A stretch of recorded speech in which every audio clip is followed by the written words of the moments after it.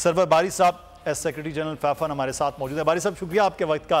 Sir, एक जानिब वज़ीर आज़म ने कहा कि इलेक्शन जो है वो वक्त पर, लेकिन नई मरदमशुमारी, तो सर नई मरदमशुमारी होती है नई हल्का बंदियों के लिए, तो फिर आइन में 2/3 अक्सरियत की ज़रूरत नहीं होगी?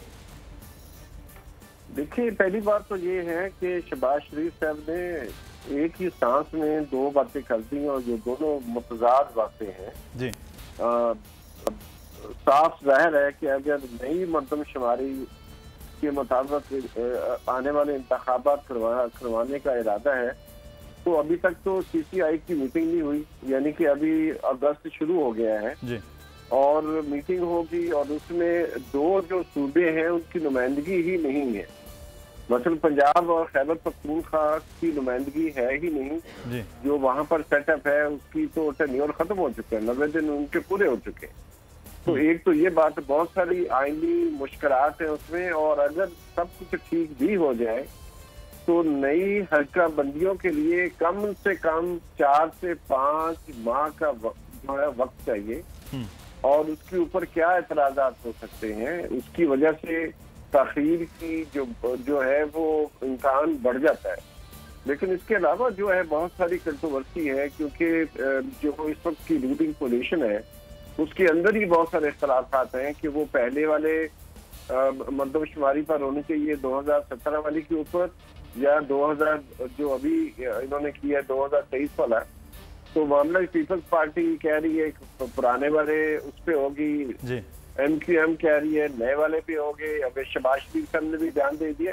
तो मुझे लगता है कि इलेक्शन ना करवाने के लिए असल में तौजीह ढूंढी जा रही है ताकि इलेक्शन डिले हो जाए, कंट्रोवर्सी बढ़ जाए, आपस में झगड़े हो और उसको एक्सक्यूज बनाकर इलेक्शन जो है अगले साल तक ले जाया जाए। लेकिन ये तो मेरा अपना ख्याल है कि जो चीजें तय हो सकती थी बहुत पहले जी, देखिए ये अप्रैल में तकरीबन सेंसस खत्म हो चुका था, उसमें किसी दफा इन्होंने जानबूझ के इजाफा किया है और 4 करोड़ आबादी 5 साल में बढ़ जाए, ये माइंड बॉगलिंग है। किसी की समझ में कैसे आएगा ये कि पाकिस्तान की आबादी 2017 में 21 करोड़ थी, अब ये तकरीबन 25 करोड़ के करीब पहुंच गई है। तो 4-5 सालों में इतनी तेजी से आबादी में इजाफा करते हुए तो ये इलेक्शन के डिले हुए बारी साहब आप फरमा रहे हैं, मैं इस पे मजीद बात करेंगे।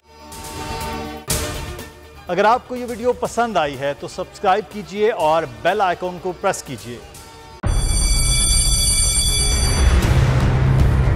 जामियात में चलता गोरख धंधा,